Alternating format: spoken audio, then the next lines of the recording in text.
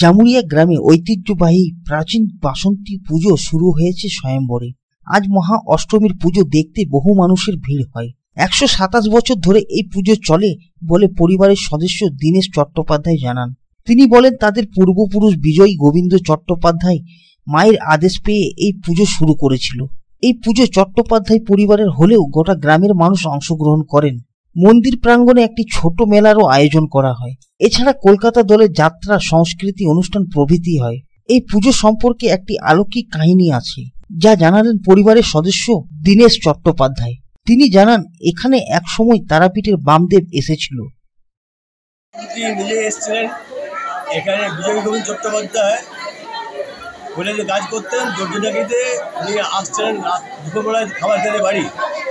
তখন একটা মহিলা সাধারণ বেশে, সে একদম সাধারণ, মানে বলতে পারেন ভিখারি বাঘ মাতাদের ছদ্মবেশে ছিলেন।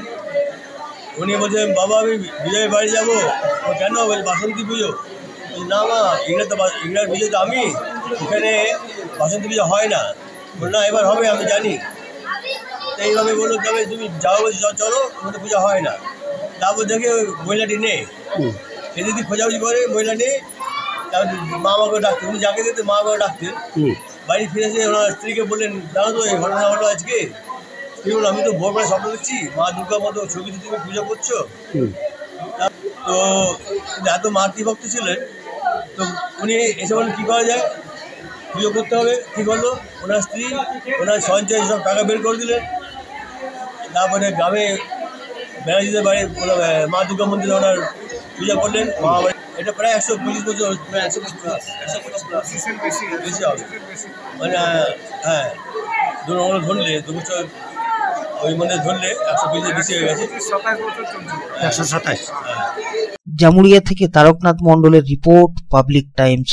বিবাহের জন্য হোক অথবা নতুন ফ্ল্যাট বা বাড়ির জন্য ফার্নিচার দেখতে হলে একবার আপনাকে আসতেই হবে আমাদের শোরুমে।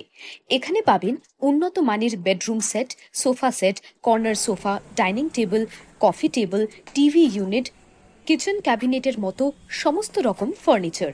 তাছাড়াও পুরনো ফার্নিচার এক্সচেঞ্জও করতে পারবেন। রয়েছে বাজাজ ফাইন্যান্সের সুবিধে। তাই আর দেরি না করে এক্ষুনি চলে আসুন আমাদের ঠিকানায়, Damodar furniture, NSB road, Raniganj, eye hospital এর কাছে। বিশদে জানতে কল করুন 9614109648।